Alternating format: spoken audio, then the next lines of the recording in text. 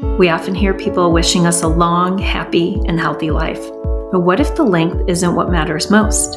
What if instead it's the breadth, depth, and purpose of each day that matters most? Welcome to the Live the Width of Your Life podcast. My name is Aneta Ardelian Kuzma, and join me weekly as I interview guests who made changes in their own lives to live more fully with intention, gratitude, and joy. Be prepared to be inspired by their stories of how they shifted their mindset, took courageous action, and designed the life that they always wanted to live. Today's guest is Sam Beaver. He is the founder and CEO of Bowling Green Athletics, a gym that specializes in group fitness, personal training, and performance training for all ages. Sam has a degree in exercise science and holds multiple exercise certifications. He is also the co-host of the Bridge podcast with his brother, Gabe. Sam, I am so excited. Thank you for joining the show today. Of course. Thank you for having me. It's an honor. It's my first time being interviewed on a podcast, so I'm super excited to be on this end of the microphone. And the first time I actually was on a podcast was on your podcast that you have with your brother, Gabe. So it's interesting to see things come full circle. Yes. And I wanted to interview you because, one, I love and adore you because you are my godson. But two, I think that your story is so inspiring and so amazing for young adults, for people of any age, really. And so what I thought I would do is just have you first just share a little bit of your background for those that may not know you. Yes. Thank you for the kind words as well. I really appreciate that. My background, I was born and raised in Lakewood, Ohio. And I went to St. Edward High School. And then after high school, I went on to Bowling Green State University, where I graduated with a degree in exercise science with a focus in exercise programming.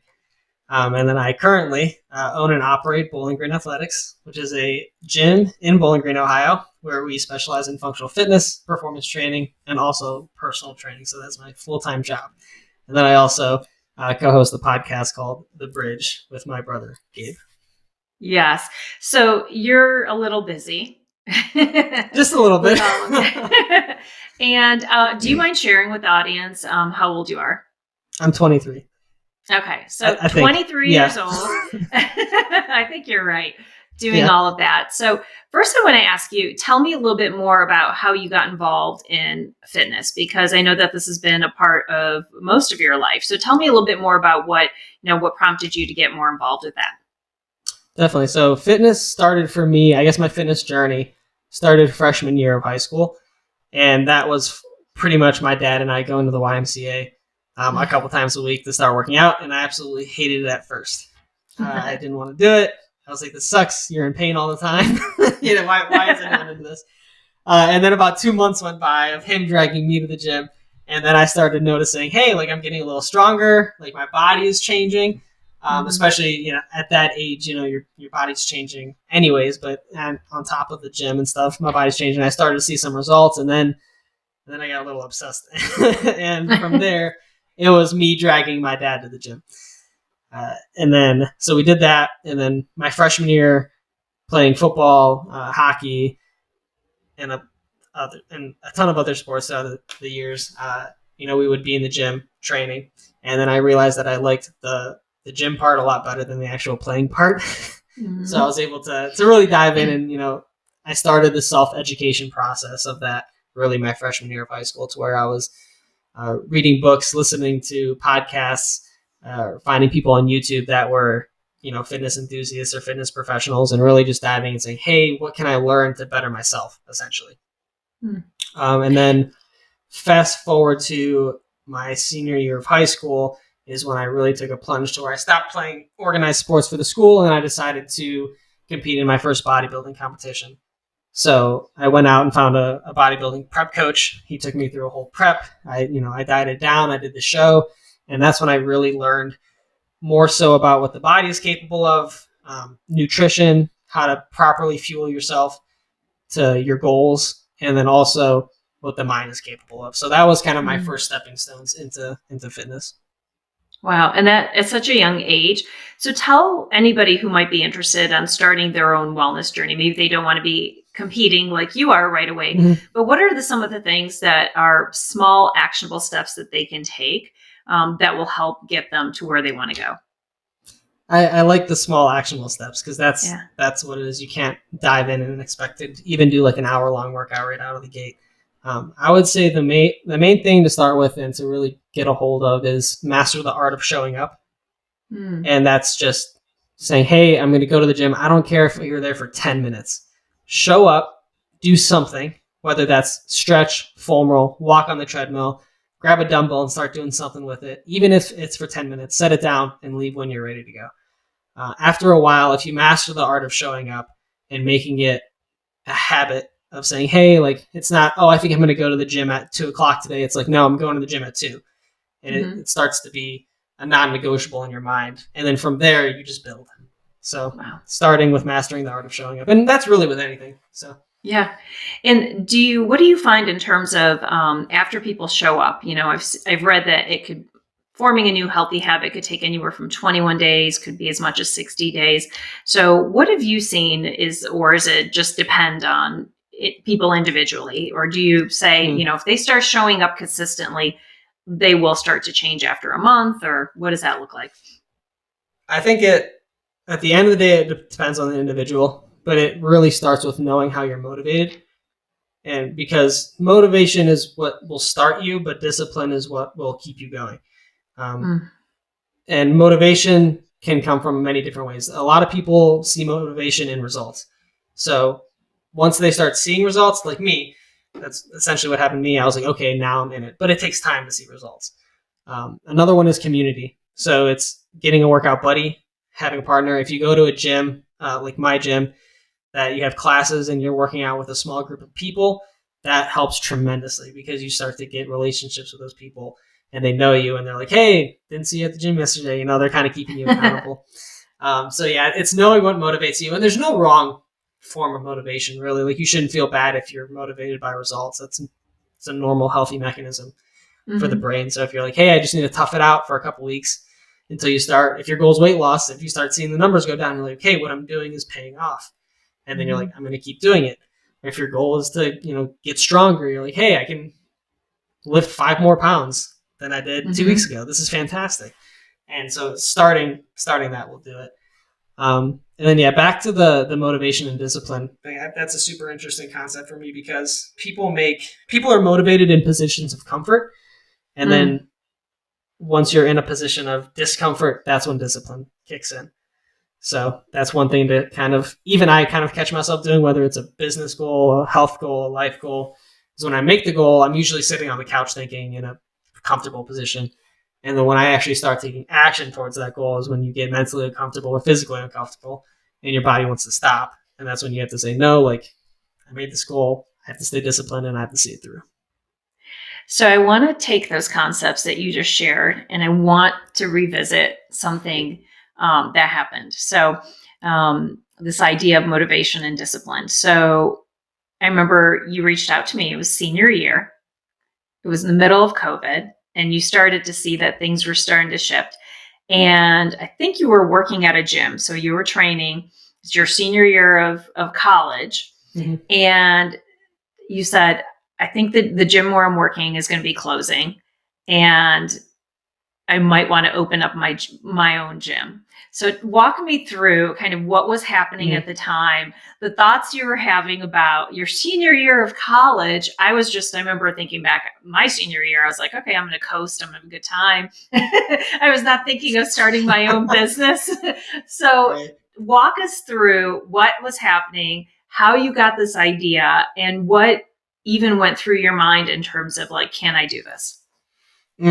I think now that I'm thinking back to it, I think it was actually the end of my junior year where I said that. Okay. Because senior year, I was actually already doing it. So junior year. Yeah, because COVID happened. Yeah, COVID happened second semester of junior year because my first semester of junior year was normal, and then spring semester. Yes. That's when everything was online. Yes. Yeah. So and I remember that. Yeah, I was working at a CrossFit gym as a very part-time coach, and the owner was like, "Hey, COVID's very real. It's starting to affect lives. We're gonna have to close down and not reopen." Mm-hmm. And so I always knew that I wanted to live my life on my own terms, and I'm very passionate and I put my heart into everything that I do. And if I can't buy into something, I won't put effort into it. And that's good and bad. Because I really don't give energy to things that I don't feel passionate about. So knowing that the gym was closing down and that the path that I was on was changing, because if the gym didn't close down, I would honestly probably just shoot for like a full-time position at that gym just to keep learning and staying in the business. I was like, hey, right. I learned a lot at this position. It's going to close down. I think I want to start doing my own thing now. And it was more so like I didn't know if I could do it. I didn't know how I was going to do it. I just was kind of just letting my thoughts and my heart drive me, and being okay enough to imagine what it could be, if that makes sense. Yeah. So what did you imagine that it could be?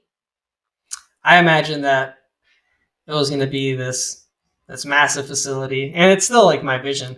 A household name. That's our mission. It's to be a household name in Bowling Green. If someone's talking about health and fitness, we're in the name. Everyone knows us, and we operate with a sense of honesty and purpose and integrity with the community, and that was the vision. And that still is the vision too. And then after I thought about that, I was like, oh, that's cool. I got super excited. And then about 20 seconds later, I thought about, oh shit, I have nothing. Like I have no money. I'm still in school. The gym that I was working at just closed down. Like then it was like, okay, like where I want to be and where I am now. And the distance between those two things got insanely big and large. So that was what happened there. Well, but I love that you said you started with your vision first, because I do believe that anytime you embark on wanting to do something different, you have to be pretty clear on the vision. Now, that could change and evolve, of course. However, you had that. And because of that, you were able to stay motivated and excited. So what were some of the things that you discovered about entrepreneurship that maybe was challenging? Was it mindset? Was it having to take imperfect action every day, showing up, like you said? What were some of those lessons that you've learned that you want to share with others? Pretty much every lesson. Entrepreneurship is not at all what the media advertises it to be. And I know that the hashtag grind is very glorified. So everyone's like, yeah, like I'm in the grind. And then they tell you, yeah, when you're an entrepreneur, like your first couple years are a grind. And the grind is great, but it's only shiny and new for maybe a week. And then it's the monotonous work. When you decide to be an entrepreneur, or you fall into entrepreneurship and you decide to go for a business business venture, you essentially buy yourself a job, is what's happening. You're trading a 9-to-5 for a 24/7. And that's not only just where you are physically, but where you are mentally too, because you're always thinking about ways you can improve your business. So that can pull from a lot of different things in your life. It can pull energy from your personal relationships, your relationship with yourself, your health, everything. And kind of learning and navigating how to do that properly is, I think, probably one of the biggest lessons that I'm still learning. But with all the things that are difficult about entrepreneurship, there are sweet spots along the way, and then a really cool opportunity to really be in as much control as you can be over your life. So I wake up I wake up every morning, and I'm doing what I'm doing because of me, for me. I'm helping others, but at the end of the day, I'm helping them so they can help me. Right. And the more I help them, the more they help me, and it's a relationship that grows together. And so I think that's with any business, really.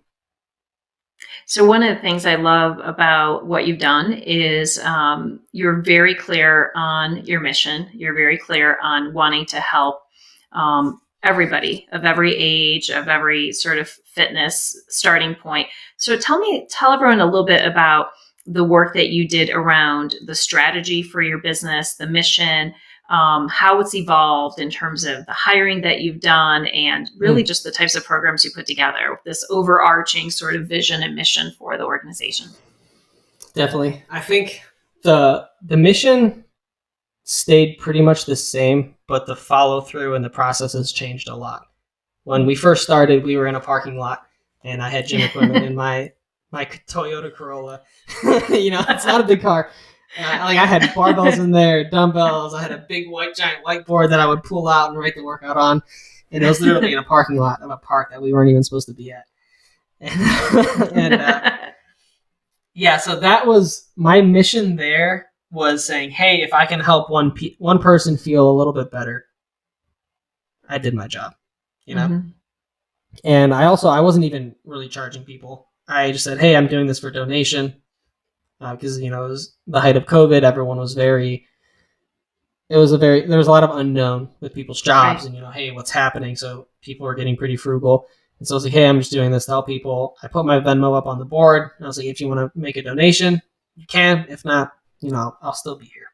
And the majority of people, gave me something, mm-hmm. which was cool. But yeah, that was just pretty much bare bones. And then I would just go from there. But after about 7 weeks at the parking lot, I actually gave up on it. So I was like, I can't do this anymore. I need a job that I can actually afford to pay groceries. Or buy groceries. So I stopped at the storage unit and I got a job at TJ Maxx. And then about 2 months after that, and that was the summer between my junior and senior year of college, mm-hmm. I was like, hey, working for someone else sucks. Even if it's just TJ Maxx. Like, it's the same. Like, there's hierarchy in a business, and the people that you have to deal with and the processes that you have to deal with didn't work out for me. Mm-hmm. And I, again, got in that monotonous zone of just clocking in, clocking out. I wasn't really using my brain. And I got really frustrated because I knew I had a talent and a craft mm-hmm. that I was good at. And by not getting better at that and just going on autopilot, I was like, I don't want to do this in whatever job I get after I graduate. Because you pretty much learn the position and then you just keep redoing it for years and years and years. And I was like, this is horrible. So I quit TJ Maxx and I was like, I'm going to go all in on the gym.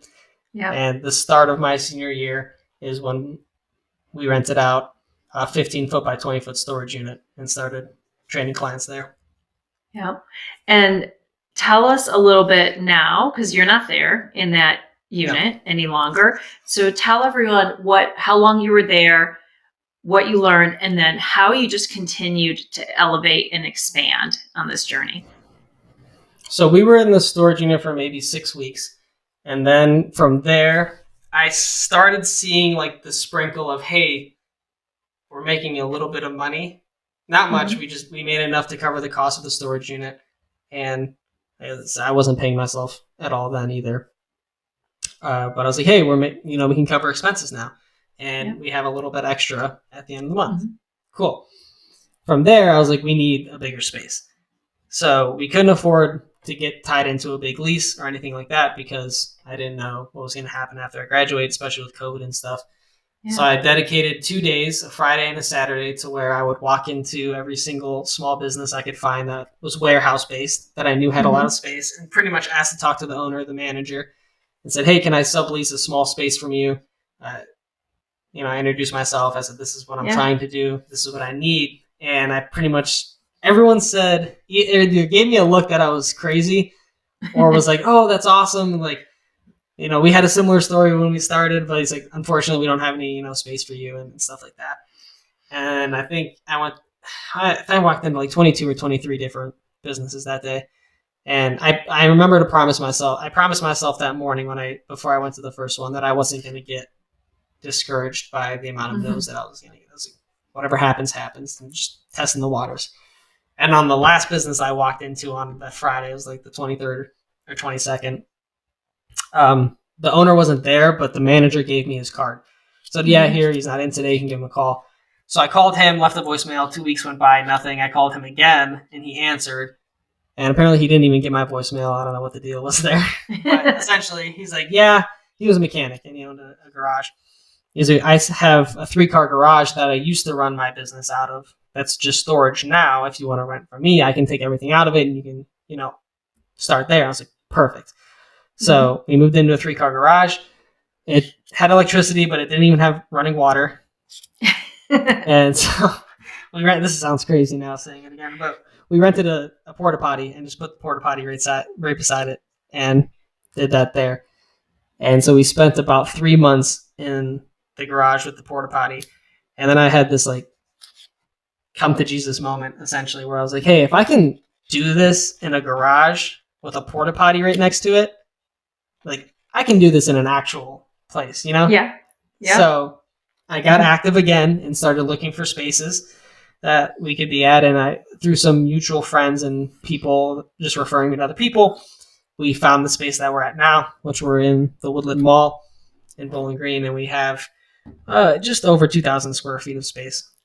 So amazing. We moved into there after 3 months in the garage, and we've been there since. It's been a little over a year now. So. Oh my God. Congratulations. First of all, I just love that you had this sort of discipline about making the calls, going there, feet on the street, knocking on doors, chose not to be discouraged. Yeah. And then also, like you said, even though the circumstances were not ideal, even though it wasn't necessarily the vision that you had when you were picturing this amazing space, when you first decided to open up your gym, you could still see the potential that you were on the journey and on the path. So what do you do to keep your mindset so strong? Like, are there things, practices, routines, books? Like, what do you do to constantly elevate your thinking and your mindset? Well, my mindset isn't always strong. It's actually, I think sometimes it's not as strong more than it is strong. But I have routines and stuff that I do to pull me back. The one, if it gets really bad and I get really down on myself, I hop in my car and I drive to every single location that I was at in Bowling Green. So I drive to the first gym that I started working at, which actually had 2 locations. So I drive to the first location, I sit in the parking lot and I hang out there and I kind of go back in my mind and I think of memories that I had there and the things that I learned and the people that I met. And then I would drive to the second location, which is the place where my gym moved to right before they closed. I sit there and I think back to all the memories I had there, where I was at in life, mindset wise, and I think about that. And then I drive to the parking lot where I started. I drive to TJ Maxx actually, and I hang out in the parking lot. I'm like, hey, this is when I was like giving up on it. And then I drive to the garage, and then I drive to the gym the place that the gym's at now, and that pulls me out of anything because it's like I pretty much do a mini walkthrough of everything that's happened, and it's only been a little over 2 years. Yeah, if I can do this in 2 years, imagine what I can do in another 2 years. And I only have. This time I have more knowledge, more confidence, a little bit more money to work with. And yeah, so it can, that's the main one that pulls me out. Other than that, I have, I journal, I meditate. I like the cold plunges, the cold showers and all that. But that I think is the main one that I found that can pull me out of any tough headspace that I get into. Oh my God, I love that idea. And does it just remind you of how you were carried and supported all along the way, and kind of give you confidence it's going to continue? Definitely, yeah. We have a really tight knit community of members at the gym. We're like family to each other, and I know that if I support them the best I can, that they're going to support me the best they can, and because it's a symbiotic relationship that we have. So, yeah, amazing. So what have you learned about yourself all along this journey of entrepreneurship, of COVID, of, constantly growing and sticking with your dream and your vision? Like, what have you learned that maybe you already knew and it supported it, and what surprised you? That's a good question. It surprised me. I learned that I'm actually pretty stubborn when it comes stubborn to things. How? Like good or bad stubborn? Good and bad, I think. Which is weird because growing up with the little brother that I have, he was always labeled the stubborn one. Well, she is extremely stubborn. But like I was always like, oh, I'm not stubborn. Like I'm pretty open-minded. I kind of go with the flow type deal. But then I noticed in certain aspects of businesses, like I can get stubborn in certain thought processes, if that makes sense. So learning that about myself is like, hey, am I really thinking about all the options here? Am I just sticking to what I know? And sticking to what you know is okay, but it doesn't force you to grow at all because you don't know what you don't know yet. So that was one thing I learned. A good thing that I learned about myself was that I listen very well and I'm very empathetic. So I can, if a client has a problem or doesn't have a problem or is just feeling a certain way or a situation feels a certain way, I can pretty easily tell the emotion behind it, and then that can help me make a better decision around that situation. That's awesome. So is that help guide the programs that you create for them and help you get an understanding of like what motivates them? Definitely. Yeah. So we actually changed our onboarding process for new clients to where we pretty much ask a series of questions that get them to tell us how they're motivated. So if there's ever an issue or if I see that attendance is going down or if someone brings to my attention, like, hey, someone's been kind of in and out of the gym, they're not doing everything they said they're going to be doing, I can look back at that paper and say, hey, this is how they're motivated. Let's try this tactic to get them back in. Okay. That's awesome. Mm-hmm. So tell me what else you do. Do you have a community of other entrepreneurs that you connect with? I know community is so important, but especially because the entrepreneur journey can be very lonely at times. And so, what does your support system look like? Mm-hmm. Well, you're one of them. So our weekly meetings and talks are always very, very nice, even if we're just talking about stuff that happened during the week. Yeah. It's always nice to hear what's going on with you, because I think sometimes entrepreneurs, no matter what industry they're in, they go through similar things. Yeah. And so it's nice to know that someone else is going through that too. I also know a handful of gym owners in the area as well, that in like surrounding cities and stuff, that I try to meet with, a couple times a year, either go out to lunch, buy them a drink or something like that to talk to. So that's really nice. And then I am a part of another program called Two Brain Business, to where it's a group of gym owners and entrepreneurs that help each other out. And that's been a big help, because all of us gym owners that are in our space struggle with a lot of the same things. So, yeah. So part of, I think, the entrepreneurship journey, but really just tackling anything new, that if you want to make any change in your life, maybe even just embarking on a fitness journey, is breaking out of comfort zones, right? The flesh can be very stubborn. We don't always want to do things that make us uncomfortable. What are some of the comfort zones that you feel like you had to move past and move out of? Saying yes to things before you're completely ready for it. Oh my gosh, that is so true. Do you find that happening more and more? Yes. Yeah. Because you're not going to know everything before you do it. And one thing that's helped me a lot with breaking out of comfort zone is realizing why it's hard to break out of comfort zones. And it's not because it's not you, it's just the chemistry of your brain. It's the same thing with fear and danger. So when you experience fear, it doesn't mean that you're necessarily in danger all the time. Right. And that's just from thousands of years ago, a mechanism when we were, living in caves and stuff. But your brain wants to find comfort, and it likes comfort because that's the best way it knows to keep you alive. So when I feel fear around a new thing that I'm doing, or where I'm like, hey, like I'm getting super uncomfortable, I don't like this, my brain's telling me to stop, I kind of just take a breath. I'm like, this is just chemicals in my brain trying to keep me alive because it thinks I'm in a dangerous situation, when really I'm just trying to send this email, Yep. Yeah. So once I realize that, and I do it all the time, I'm like, this is just my brain trying to keep me alive.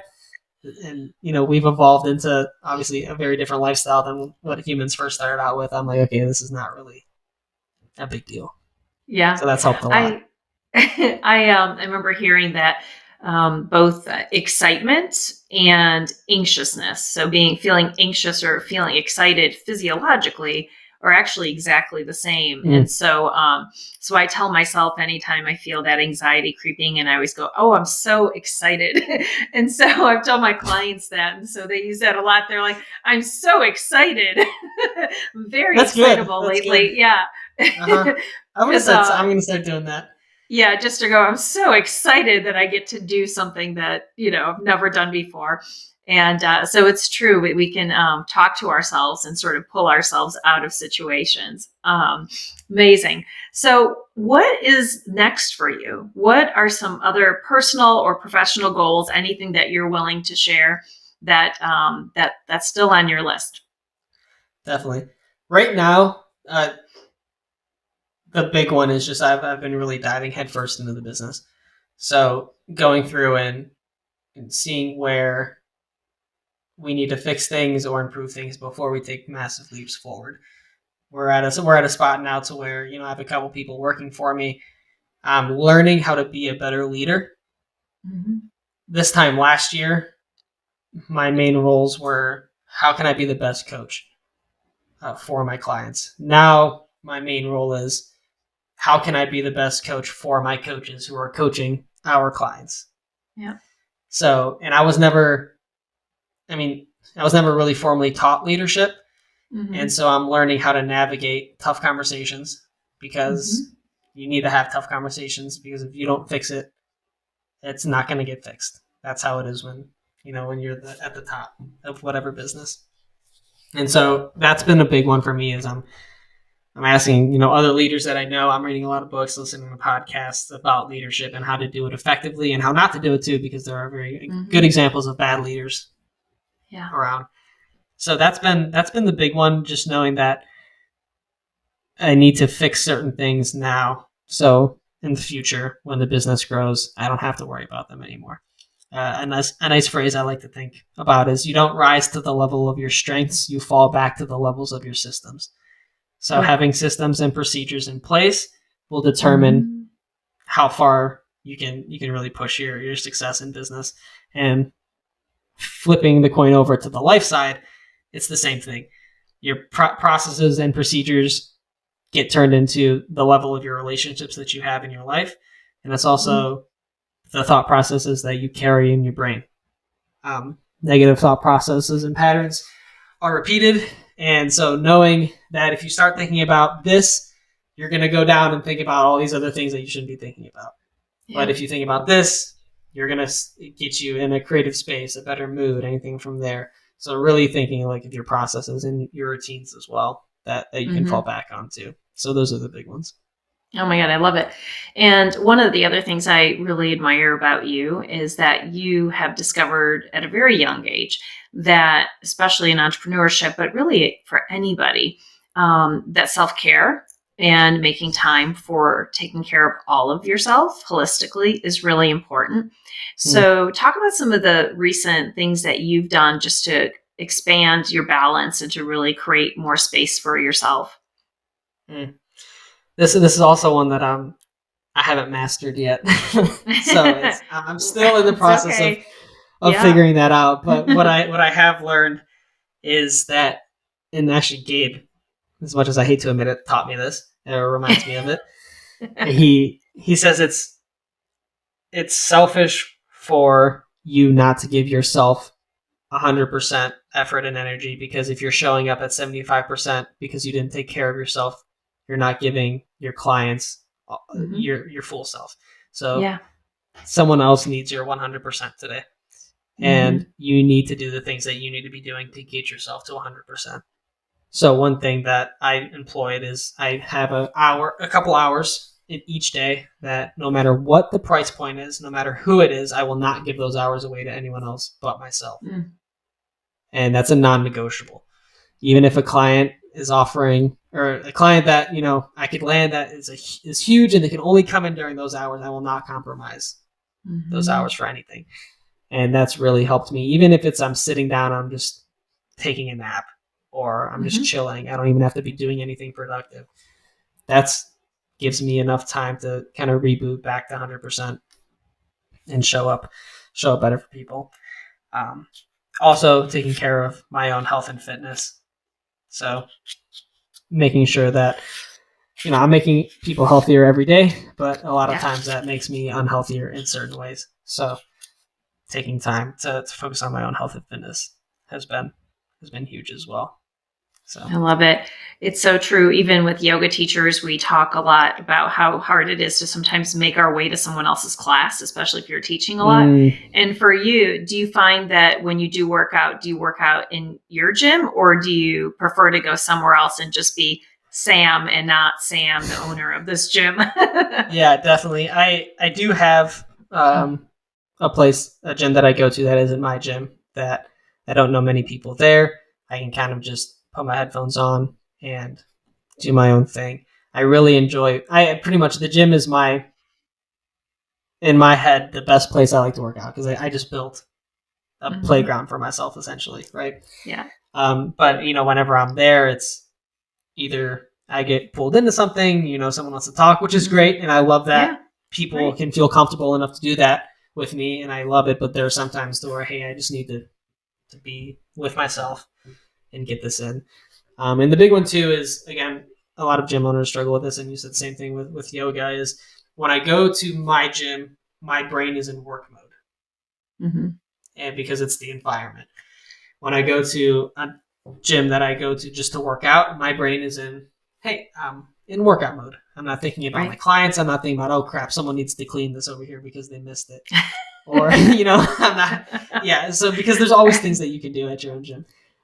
So I'm not thinking about any of that. I'm just thinking about myself and my workout and going from there. So that's definitely helped. Wow. So what advice would you give to someone who wants to start a business, or is thinking about maybe starting a side hustle? If they might want to explore something different. So what are some of the things that you could share with folks that you would want to share with them? The big one, the number one thing, is find a mentor. Find someone who is doing what you're doing. It doesn't have to be exactly what you're doing, but find someone that is doing and excelling in the field that you want to go into, and just be a sponge. That is, I have a degree in exercise science, and I think I maybe use 5% of what I learned on a daily basis in school. Yes, it's a nice piece of paper that I can show people. I think out of all of the people that I've met over the years that I've trained with, one person asked me if I had a college degree. Oh, wow. Interesting. Not even certification wise. I have multiple fitness certifications, and when I sign a client up, one, if maybe two people in the past 5 years have asked me, what's your certification in, or what's your degree in? And it sucks because I like telling people, hey, I have a degree, I'm actually a professional. You're right. But and I learned the rest of the 95% of what I was trying to get at. So I used 5% of the knowledge I gained in school for my degree, but the 95% remaining I learned from other people and by doing things. So finding a mentor and pretty much saying, hey, I'll work for you for free to learn, that is beyond valuable. That's how I started. That's how I got my first coaching job. I showed up and I was like, hey, can I clean the toilets a couple days out of the week to work out here because I couldn't afford it? And he was like, yeah. And then that turned into the next thing and the next thing, and that's how I got hired. But yeah, finding a mentor, and then being clear on what you expect out of yourself, and knowing where you are now, and not making anything, not being too hard on yourself, essentially. Learn from the mistakes, because the mistakes and the lessons are necessary. Failure is necessary for you to get to the next level. And a nice exercise that I like to use is called the light, the love, and the lessons. And I think we talked about this in one of our previous meetings. But pretty much anything that you experience can be categorized into three things: the light, the love, and the lessons. So if something bad happens, I don't get, I'll poopy pants about it and put my head down. Or I just categorize it in the lessons tab. I pull from that. Okay, this isn't going to happen again. And we move on. You just can't be that hard on yourself. It becomes an issue if you're not correcting that and you keep making the same mistake. That can be a problem that you need to figure out. But as long as you're not making the same mistake a couple times, you'll be fine. So just learn that about it. That's life. It's the process.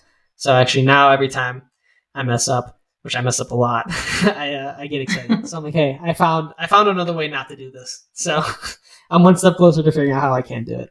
So those would probably be the big one to sum it up: a mentor, and create realistic expectations for yourself for the knowledge that you have at the present moment.